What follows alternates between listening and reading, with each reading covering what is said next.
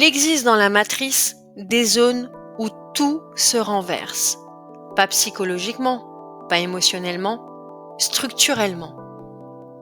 Des espaces où ton mouvement interne, ce qui vient de toi, est retourné, inversé, réorienté dans une direction qui n'est pas la tienne.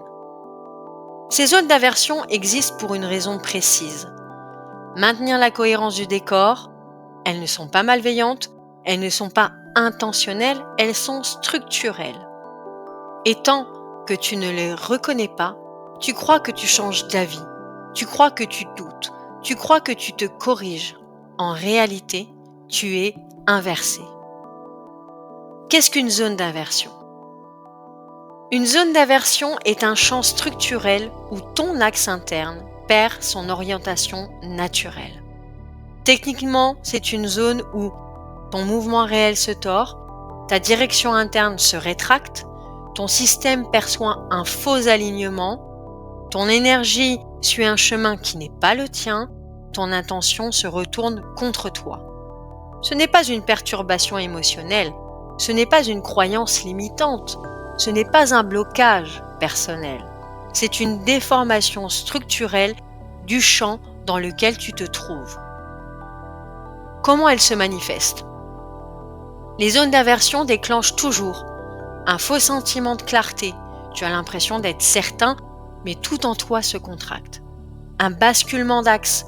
Ton mouvement interne se met à suivre la brillance, pas la densité. Une chute de cohérence. Tu fais des choix qui te ressemblent moins. Ce n'est pas toi qui as changé, c'est ton orientation. Une envie de reculer. Dès que tu t'approches d'un seuil réel, la zone inverse ton mouvement pour te ramener en arrière. Et une baisse de densité. Ton corps perd son poids interne. Tu flottes, tu te dissous légèrement. Puis, un silence interne pollué. Ce n'est plus du silence, c'est une absence de signal réel. Pourquoi la matrice utilise l'inversion ? Parce qu'un système clos doit maintenir sa propre cohérence.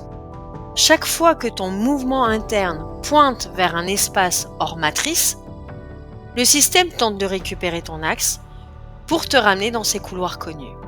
Il ne le fait pas pour te nuire, il le fait pour conserver sa structure. L'inversion, c'est simplement la matrice qui s'autorégule quand tu la traverses. Différence entre doute humain et inversion. Beaucoup confondent les deux, mais structurellement, c'est très simple. Le doute humain égale un mouvement interne qui cherche.